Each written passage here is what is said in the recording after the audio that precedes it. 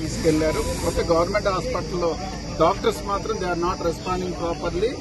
ఎప్పుడై 5 రోజుల క్రితం అడ్మిషన్ ఇస్తానన్న వాళ్ళు ఇప్పుడు అడ్మిషన్ అవ్వడానికి కూడా నిరాకరించారు.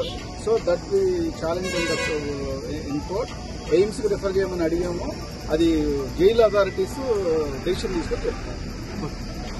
అయ్యారు. నేను లాస్ట్ టైం కూడా చెప్పాను, ఆయనకి యూరిన్ లో కీటోన్ బాడీస్ పాజిటివ్ వచ్చాయని. హాస్పిటల్ జడ్జి గారు మనకి ట్రీట్మెంట్ రాసినా కూడా గవర్నమెంట్ హాస్పిటల్లో జస్ట్ ఆయనకి సింప్టమాటిక్ ట్రీట్మెంట్ చేస్తున్నారు. ఊపిరాడటానికి తీసుకెళ్తున్నారు, నెబులైజర్ పెడుతున్నారు, తీసుకొస్తున్నారు. మళ్ళీ 3వ రోజు మళ్ళీ వెళ్లాల్సి వస్తుంది, అదే రిపీట్ చేస్తున్నారు. సో ఆయనకి హైపాక్సియా ఉంది, ఆయనకి సిపాప్ మెషిన్ ఎయిడెడ్ బ్రీదింగే. జైల్లో కూడా ఇప్పుడు ఆ మెషిన్ తోనే పడుకుంటున్నారు night. Post covid he has problems with his breathing issues అన్నమాట. సో అదే అడిగాం ఇప్పుడు కూడా. ఆవిడ హయ్యర్ హాస్పిటల్ కి రెఫర్ చేశారు జడ్జి గారు.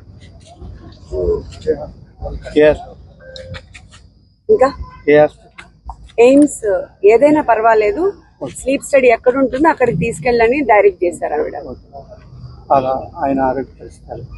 ఆరోగ్యం అదే, వెయిట్ లాస్ ట్రెమెండస్ గా ఉంది. ఈ రోజు చూస్తే ఆయన 85 ఉన్నారు. He was 105. చాలా వెయిట్ లాస్ అయ్యారు. బెయిల్ పిటిషన్ మండేకి ఉందండి.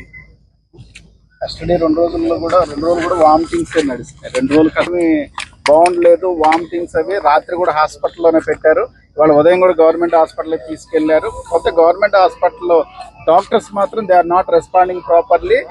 ఎప్పుడై 5 రోజుల క్రితం అడ్మిషన్ ఇస్తానన్న వాళ్ళు ఇప్పుడు అడ్మిషన్ ఇవ్వడానికి కూడా నిరాకరించారు.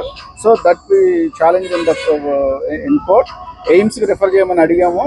అది జైల్ అథారిటీస్ డెసిషన్ తీసుకొని చెప్తారు. Please subscribe .news.